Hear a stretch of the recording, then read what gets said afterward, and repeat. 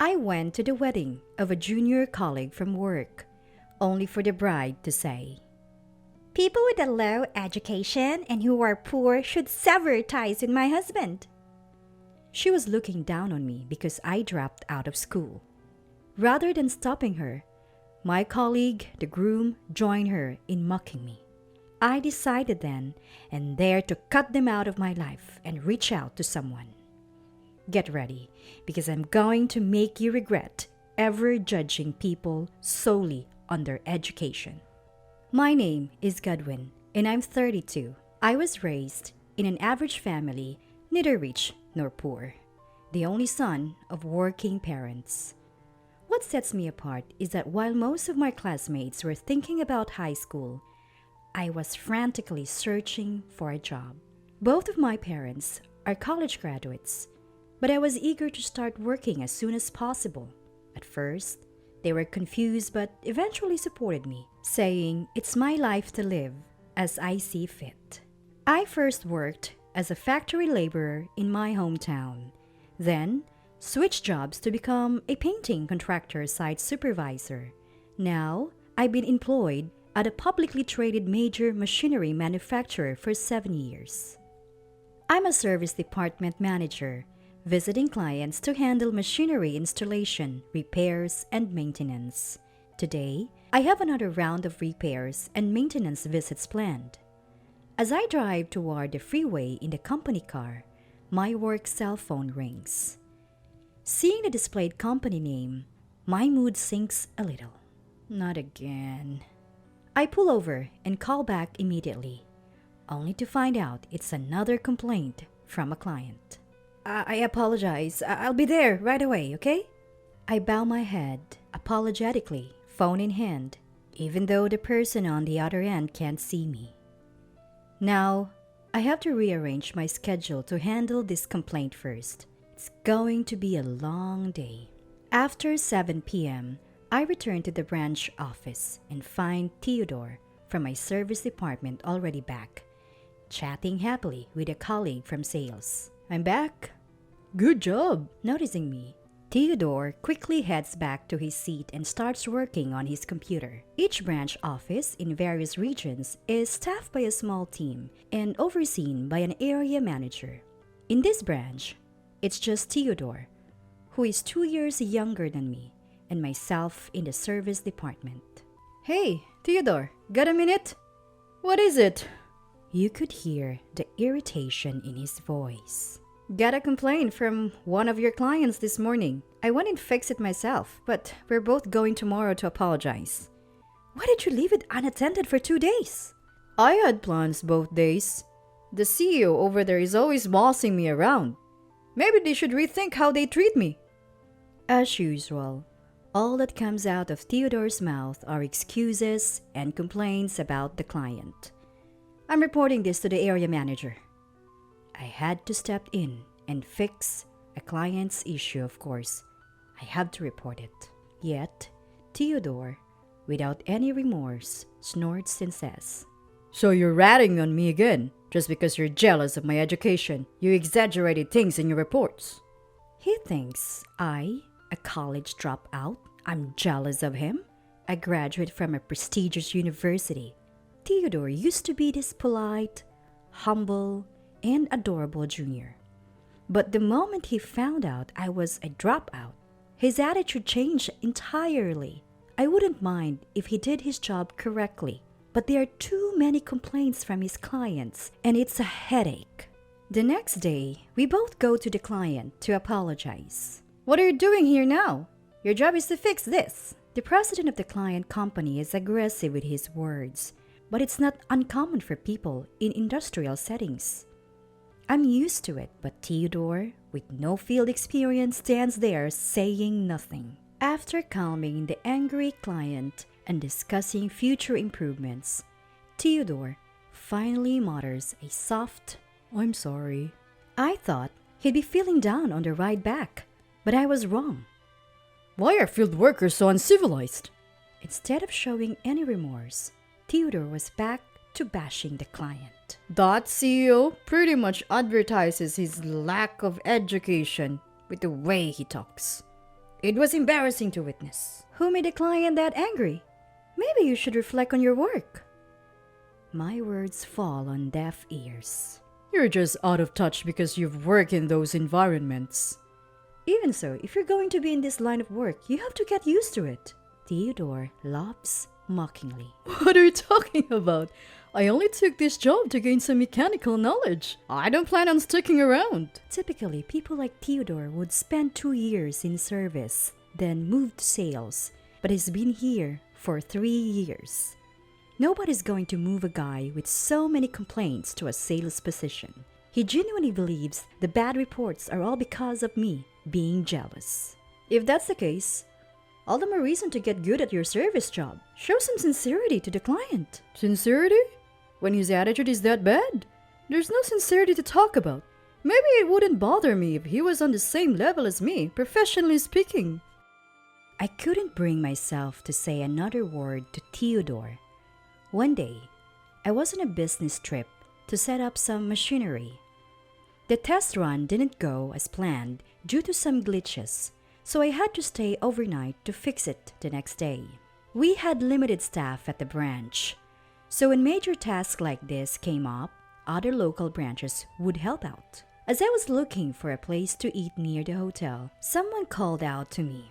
Hey, what are you up to? Turning around, there stood Theodore, arm in arm with a woman. Oh, hey, Theodore, good evening. I greeted the woman beside him and offered a handshake, which she accepted without a word.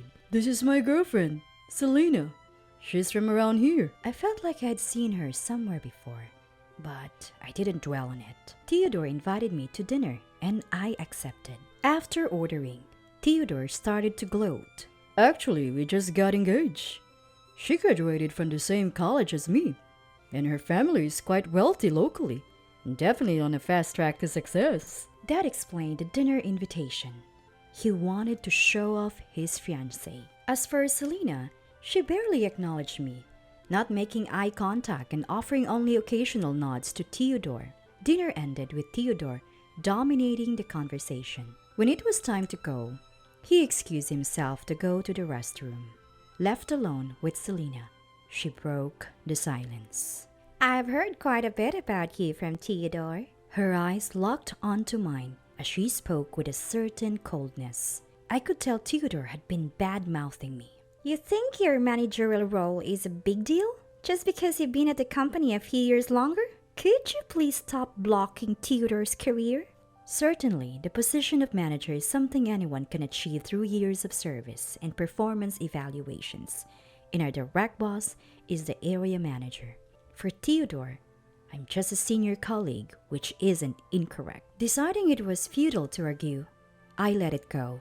Theodore soon returned and wouldn't make eye contact, pretending like nothing happened.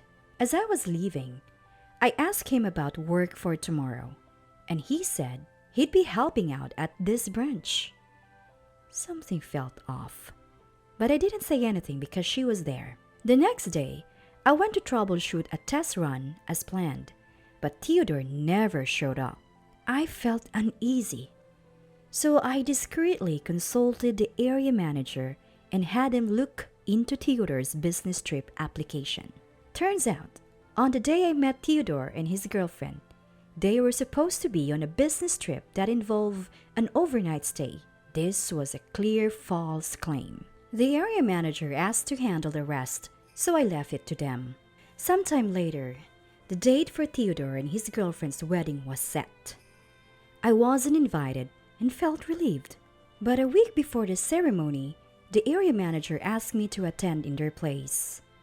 They were supposed to give the main speech but couldn't make it, so they asked me to do it. I initially declined, but accepted when they said they had showed up later. On the wedding day, I arrived early and bumped into Theodore and his girlfriend on my way to the waiting room.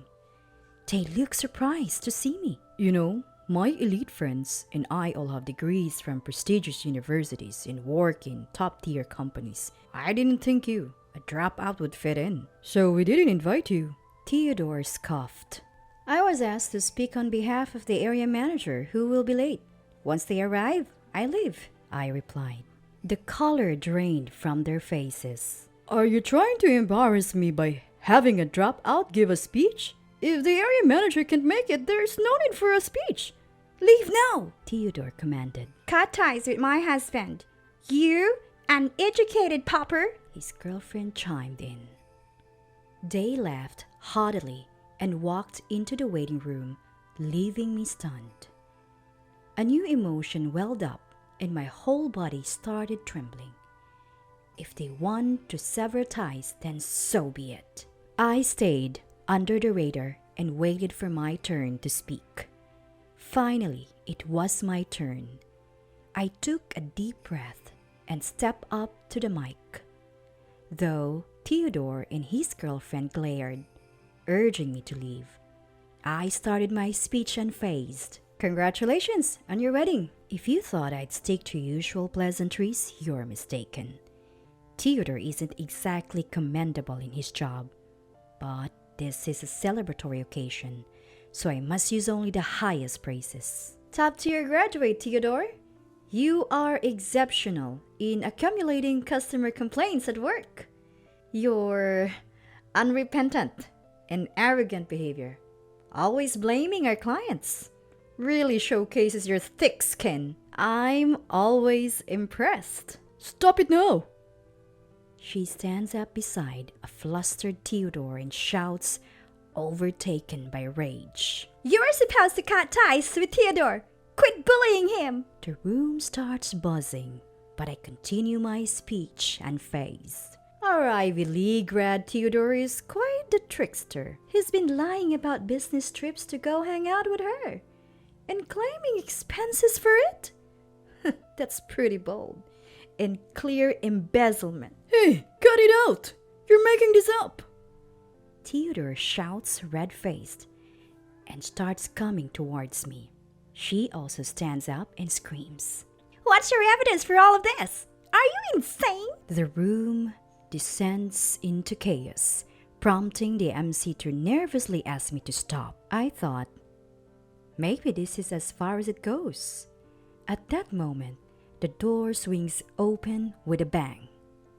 The ones who entered the now silent room were the area manager and the president of the client company. She goes pale when she sees the president heading straight for the bride and groom's table. So, you're lying about wanting to quit your job to marry me was a lie? Turns out, she had been working as a hostess at the club. I recognize her because I was once told at the club that she was the one I was supposed to marry. I had contacted the area manager to bring the president after realizing her true identity in her dressed-up appearance. I lent you money to quit your job and pay off your debt. Then you disappeared and planned to marry someone else? That is... She couldn't come up with any excuses when faced with the calm president. Even Theodore didn't know about her working in the hostess club. He storms back to her and confronts her. What is going on? She snaps back. You act all elite, but you are a no-good criminal. Even worse than a dropout. That dropout's just jealous of me. It's all lies. The area manager quietly stands in front of the shouting Theodore. We have evidence of your actions, and we'll be reporting them to headquarters. You'll be suspended until a decision is made. Realizing the gravity of the situation, Theodore stands there, his face ashen. The president says to her, We'll be speaking through lawyers from now on. The once defiant woman breaks down in tears. The MC wisely suspends the ceremony and the guests are asked to leave. I leave the scene with the area manager and the president. Rumor has it that Theodore and she had planned to get their marriage certificate after the ceremony, but now it's off. Both families are blaming each other and fighting over the wedding costs. Theodore was fired for misconduct, and they're calculating the exact amount he embezzled for restitution. The only thing that stings a bit is that the area manager also received a pay cut for poor supervision of his subordinates.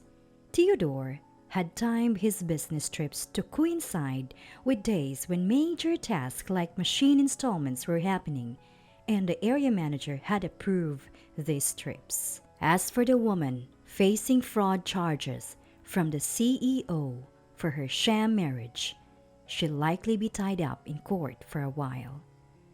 Of course, I've cut ties with Theodore and haven't spoken to him since that day.